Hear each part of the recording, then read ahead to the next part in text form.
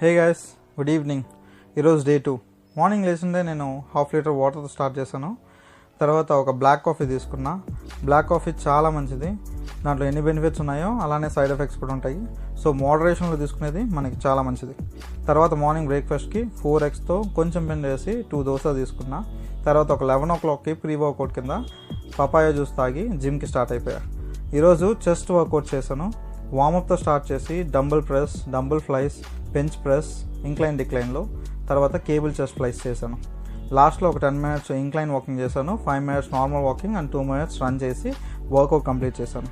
తర్వాత లంచ్కి 200 grams rice with full of palak పప్పు తీసుకున్నాను. స్పినాచ్లో మనకి మామూలు బెనిఫిట్స్ లేవు, చాలా బెనిఫిట్స్ ఉంటాయి. అందువల్ల heart health, weight management, blood sugar management, digestion ఇలా అన్నీ ఉంటాయి. అండ్ విటమిన్స్లో కూడా A, C, K ఇవన్నీ ఎక్కువ ఉంటాయి. యాంటీ ఆక్సిడెంట్స్ కూడా ఎక్కువ ఉంటాయి. సో స్పినాచ్ ఖచ్చితంగా తీసుకోండి. అండ్ తర్వాత